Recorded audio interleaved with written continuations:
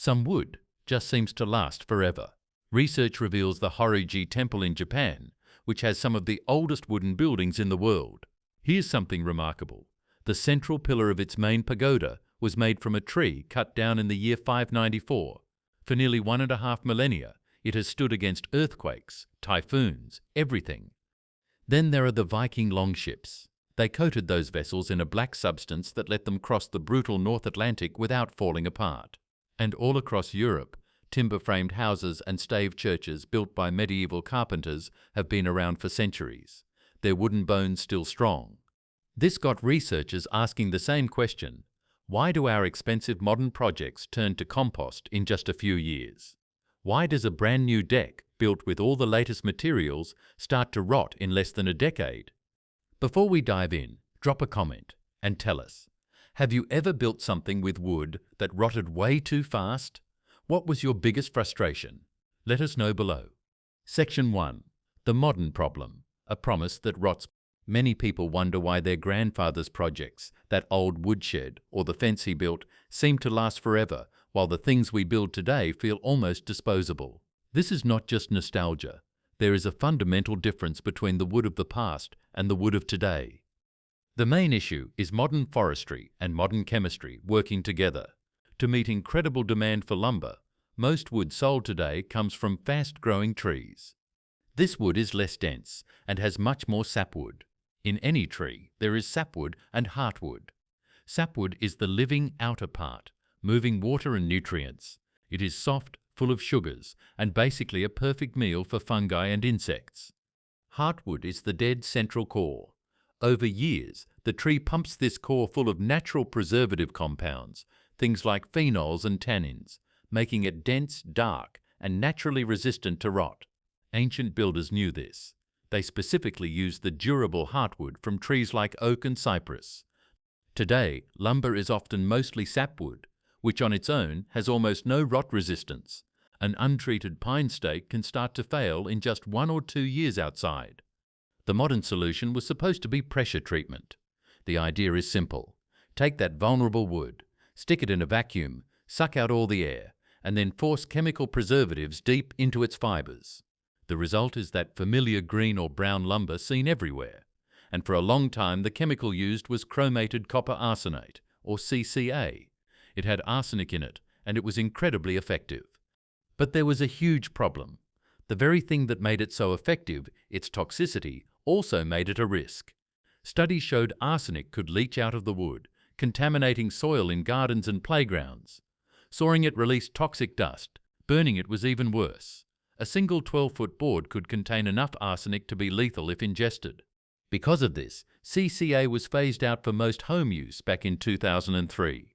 The newer formulas, like ACQ and CA, got rid of the arsenic but used way more copper. While they are considered safer, they came with their own problems. This high copper content is extremely corrosive to normal steel. If the wrong screws or nails are used on modern treated wood, it creates a reaction that literally eats the metal away, compromising entire structures. It is a massive failure point.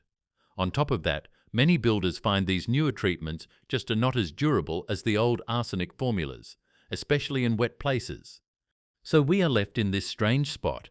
We have natural wood that rots quickly, and treated wood that is full of chemicals, can eat its own fasteners, and might not even last that long anyway. It seems we have traded the time-tested wisdom of the past for a convenient but ultimately flawed modern solution. What if there was a better way?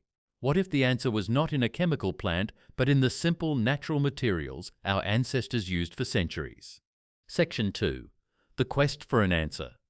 To find the secret, we must become detectives. We must look back and study the clues left behind by the master builders. The first stop is the windswept coasts of Scandinavia, during the age of the Vikings. The Viking longship was a marvel of engineering. Light, strong, flexible, but built from oak that had to survive the sea, and especially the shipworms that could chew through a hull. Their solution was a thick, black, sticky substance, pine tar. The production of pine tar was a major industry for them. This was not a small cottage craft. Archaeologists have discovered Viking-era furnaces that could produce 50 to 80 gallons of tar in a single burn. These were not part of villages. They were industrial sites, factories focused solely on mass production of tar. The Vikings built an empire on wood that did not rot. They would slowly cook down pine stumps and roots in a kiln to render out this dense resinous tar. Each large longship required approximately 130 gallons to properly waterproof and preserve it. They coated everything. This tar created a powerful barrier against water, but it also had compounds that were naturally antiseptic, acting as a fungicide to prevent rot. It was simple, effective technology derived right from the forest. And this was not just a Viking invention. This technique goes back 10,000 years to the Mesolithic period. Now let's travel east, to Japan. The Horyuji Temple has stood for over 1,400 years. The builders chose hinoki cypress, a wood famous for its natural durability. But they did not stop there. They used another technique, one that seems completely counterintuitive. They used fire. The technique is called yakisugi, though it is also known in the West as shosugi-ban. The process involves carefully charring the surface of wood planks. This is not destructive, it is transformative. As the fire burns away the soft, sugary cellulose on the surface, it leaves behind a layer of carbon. This carbon layer is the key. It is naturally water-resistant. It is a huge deterrent to insects like termites, and it even makes the wood more fire-retardant, since the outer layer is already burned. After charring, the wood is cleaned and sealed with an oil. The result is wood that is not only beautiful, but is expected to last 80 to 120 years, with minimal maintenance. With periodic re-oiling, it can last even longer. Finally, medieval and Renaissance Europe. Here, the preservation methods were more subtle. The workhorses of the European woodworker were boiled linseed oil and beeswax. Linseed oil, from flax seeds, is a penetrating finish. It soaks deep into the wood fibers. When it is boiled, a term that today often means adding metallic drying agents to speed things up, it undergoes a chemical reaction called polymerization. It cures and hardens inside the wood, basically turning the fibers into a composite material. This nourishes the wood and provides moisture resistance. But for a final layer, craftsmen turn to beeswax. Mixed with a solvent like turpentine, it creates a paste. This does not penetrate like the oil. It sits on the surface, filling the microscopic pores and creating a soft sheen. More importantly, it creates a hydrophobic barrier. It actively repels water, preventing it from ever reaching the wood in the first place. And there is real medieval evidence of this working. At Stavanger Cathedral in Norway, scientists analyzed stone repairs made during the Gothic construction period. What did they find? Exactly this formula: pine tar, pine resin, beeswax, and inorganic fillers. These repairs have withstood centuries of wear. The medieval masters were not guessing. They had advanced material science. So the clues are all there. The powerful antiseptic waterproofing of pine tar, the incredible durability of carbonization from Japan, the deep penetrating hardening of linseed oil, and surface sealing of beeswax from Europe. The lost secret is not one magic ingredient. It is a combination. It is a holistic system that does not rely on a single chemical shield, but on natural materials working together. And that is exactly what we are going to create. If you're finding value in this, hit that like button and subscribe. It helps us share this traditional knowledge with more people who are tired of things that don't last. Section 3. Uncovering the lost ingredient. Before mixing begins, let's take a closer look at the 3 key ingredients. Understanding why they work is the first step. This is not just a recipe. It is a formulation based on centuries of trial and error. First, the backbone of the formula: pine tar. Real pine tar is liquid gold for wood. It is made by distilling the resin from pine stumps and roots, where it is most concentrated. For centuries, this was the king of marine wood preservation. Pine tar, also called Stockholm tar, was Sweden's largest export from 1648 to the early 20th century. It was essential to naval and merchant shipping concerns all over the world. When you smell real pine tar, it has an incredibly potent, smoky, campfire-like aroma. That smell tells you it is full of powerful organic compounds. It works on multiple levels. It is profoundly hydrophobic, so it repels water. But the real magic is that it is naturally antiseptic and fungicidal. The same compounds that protect a living pine tree get concentrated in the tar. When applied to wood, It makes it an awful place for the fungi that cause rot and the insects that want to eat it. It is our heavy-duty protector. Second, the heart of the mixture, boiled linseed oil. If pine tar is the shield, boiled linseed oil is the soul. Its key property is its ability to polymerize or cure.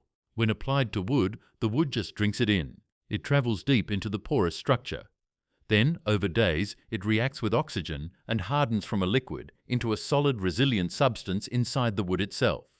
This is what gives the finished piece its inner glow and a huge measure of its durability.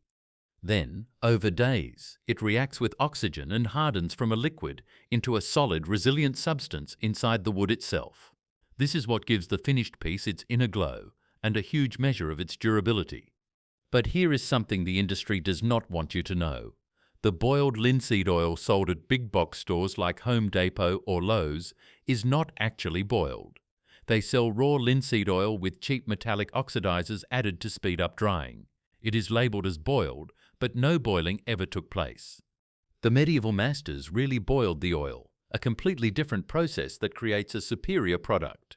True boiled linseed oil can be found from Swedish manufacturers like Olbach and Ottosson, who still do it the traditional way. It is important to use boiled linseed oil, not raw. Raw linseed oil can take months to cure, if it ever does, leaving a sticky mess. The boiled version contains additives that dramatically speed up that curing process, making it practical.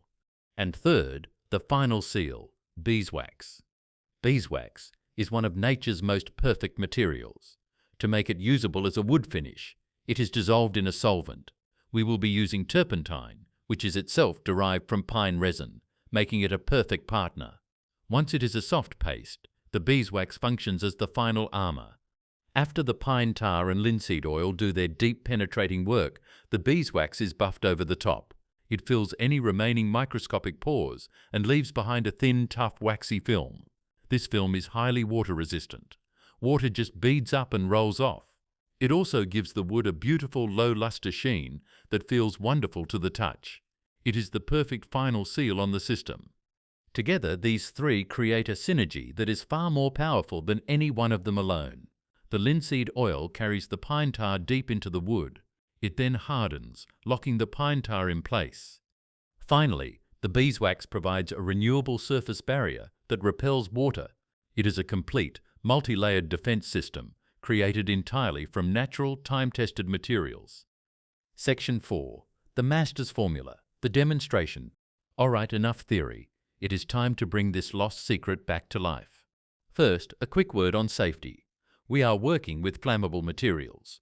Turpentine and the oils are combustible, so absolutely no open flames, no smoking. Work in a well-ventilated area, preferably outdoors. Wear gloves and eye protection. Here is what you will need. Pine tar. Get genuine, 100% pine tar. It should be dark with that strong, smoky smell. Boiled linseed oil. Available at most hardware stores, but look for authentic brands if possible. Natural turpentine. Look for pure gum turpentine, not mineral spirits. Beeswax. You can get this from a local beekeeper or online. A glass jar with a tight-fitting metal lid. Glass is important. Turpentine can degrade plastic. A small pot or double boiler for melting. And a stir stick. The classic time-tested ratio is simple. Equal parts by volume. 1 part pine tar, 1 part boiled linseed oil, and 1 part turpentine. For the beeswax, a good starting point is about 1 part beeswax for every 3 to 4 parts of the liquid mixture. Let's start with the wood. Here is a simple piece of pine, the kind many people use. It has been sanded smooth. Sanding is important because it opens up the pores so the finish can soak in. Now for the mixture. First, grate some beeswax into the glass jar, just like cheese. This helps it melt evenly. Next, the liquids. Remember the ratio, 1 to 1 to 1. Pour in 1 part turpentine. A good trick here is to position the spout at the top of the pour to prevent glugging for a smooth stream. Next, 1 part boiled linseed oil. And finally, 1 part pine tar. This is thick, so take your time. Now the beeswax must be dissolved. The slow way is to just put the lid on, shake it, and let it sit for a few days. The turpentine will eventually do the job. But to use this today, Gentle heat will be used. This is the most critical part for safety. Create a simple double boiler. Place the open jar in a small pot and add water halfway up the sides of the jar. Put this on a hot plate, not an open flame, on low. As it warms up, stir, and you will see the beeswax melt and incorporate. Once it is all uniform, carefully remove the jar and let it cool. It will thicken into a soft paste. This dark aromatic paste is the secret of the old masters. Here is a trick from the masters that multiplies effectiveness. Heat the mixture. The Vikings heated the tar before applying. Heat reduces viscosity and allows the mixture to penetrate much more deeply into the wood fibers. Keep the jar in a warm water bath at 80 to 90 degrees Fahrenheit before applying for best results. Now, the application. You can use a brush or a rag. A rag is preferred because it lets you work the finish into the wood. Take a small amount on the rag and rub it onto the wood. Use firm circular motions, then finish with long strokes with the grain. Be generous on this first coat. The wood is thirsty. You will see it transform immediately, becoming richer, deeper, and warmer. The pine tar gives it a slightly smoky, aged look, and the oil makes the grain just pop. Cover everything, especially the end grain. The end grain is like a bundle of straws and will soak up a lot of finish, which is exactly what you want. Once it is coated, here is an important step. Let it sit for 15 to 20 minutes. Then take a clean, dry rag and wipe off all the excess. This is crucial. You want the finish to be in the wood, not on it. If you leave a thick film on top, it will become a sticky mess that never cures. Buff it off until the surface feels almost dry. Now, wait. Let the piece sit in a well-ventilated area for at least 24 hours. The turpentine will evaporate and the linseed oil will start to polymerize. After 24 hours, it might feel a little dull. It is ready for a second coat. Apply it the same way. Thin layer, wait 15 minutes and wipe off all the excess. You can repeat this for a third or even fourth coat. Each one builds durability and sheen. After the final coat, let it cure for at least a week before putting it into heavy use. The result is a finish that is incredibly tough, deeply beautiful, and will protect this wood for years. Section 5. The Science of Immortality. What we have just done is more than just apply a coating to wood. We have initiated a series of changes that fundamentally alter the wood to resist its enemies: water, fungus, insects, and UV light. Think of a piece of untreated wood at a microscopic level. It is a network of hollow cellulose fibers, like a bundle of tiny straws. This is what makes wood porous. When water hits it, it wicks right in, creating the damp conditions that rot-causing fungi love. Our formula is a defense-in-depth system. First, the pine tar, carried by the linseed oil, soaks into that network. The phenolic compounds in the tar are basically poison to the fungi that cause decay. The tar makes the wood an inhospitable food source. Next, the real transformation happens. As the boiled linseed oil cures inside those wood fibers, it undergoes oxidative polymerization. It reacts with oxygen and changes from a liquid into a solid polymer. It is no longer an oil. It is a flexible, resilient solid that is now entangled with the wood fibers. It is like turning a sponge into a solid block. Water can no longer easily penetrate this modified structure. Finally, we have the beeswax on the surface. While the oil sealed the wood from the inside, the wax seals it from the outside. Wax molecules are hydrophobic. When you buff the wax on, you create a microscopic film. When water lands on this surface, it beads up into a tight sphere and just rolls off. This multi-layered system also tackles UV radiation. The dark pigments in the pine tar act as a natural sunblock, absorbing the rays that would otherwise break down the wood, causing it to turn grey and brittle. This is the genius of the old master's approach. It is not a single brittle shell like a modern varnish, which can crack and trap moisture underneath. It is an integrated, flexible system that works with the nature of the wood, not against it. Section 6. The Transformation and Proof. Just look at the difference. Here is the piece of pine we started with. Pale, lifeless, and vulnerable. And here is the finished piece. The transformation is incredible. The color is no longer a boring tan, but a rich, warm honey brown with smoky undertones from the pine tar. The grain, which was barely visible, now has depth and character. It shimmers in the light. It looks like the color comes from within the wood itself, and the feel is just as impressive. The untreated wood feels dry. The finished wood is silky smooth, with a satin sheen that feels warm and organic. But beauty is only part of the story. The real proof is in the performance. Watch this. A few drops of water on the untreated piece. See how it immediately soaks in, leaving a dark, wet stain? Now, on the treated piece, the water beads up into perfect little spheres. Tilt the board, and the water just rolls right off, leaving the wood completely dry. That is the power of the seal we created. This finish is profoundly water-resistant, rot-resistant, insect-resistant, and provides UV protection. It is also incredibly easy to maintain. Unlike paint that chips and peels, if an area looks worn after a few years, just clean it and wipe on a fresh coat. It will melt into the existing finish and restore the protection. And maybe most importantly, we know exactly what is in it. 3 ingredients from trees and bees. No mysterious chemicals, no toxic heavy metals.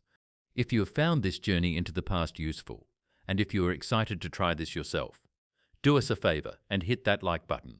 It really helps get this kind of traditional knowledge out to more people who are tired of the modern disposable way of building. This formula is your... So there you have it. The secret to wood that lasts is not some unobtainable magic spell. It is a recipe, a combination of simple, natural materials harnessed with an understanding of how wood actually works. It is the penetrating power of pine tar, the internal hardening of boiled linseed oil, and the water-repelling seal of beeswax, all working in harmony. We have retraced the steps of ancient masters and rediscovered a method that is in many ways superior to modern solutions.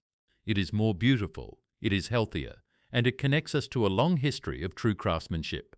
It turns a simple piece of wood into something with permanence. The Vikings did not just raid and conquer. They built an industrial empire on wood preservation. They understood something we forgot, that nature already solved the problem of rot thousands of years ago. We just need to remember. But the ultimate question remains, will it truly last forever? We have proven how it works in the workshop, but how will it stand up to the brutal test of time and weather? To find out, a second piece of wood has been treated with this exact formula. There is also an identical, untreated piece, and a piece of standard modern pressure-treated lumber. All 3 of these will be placed outside, exposed to everything, for 1 full year. It is a long-term experiment. If you want to see the results of that test, make sure you are subscribed with notifications turned on, because you will not want to miss that update. Thank you for watching. Now you have an affordable, natural, and powerful way to preserve your own projects. Go out there and build something that lasts. Let us know in the comments if you have any questions, or if you have ever used a traditional finish like this yourself. Finish like this yourself. Finish like this.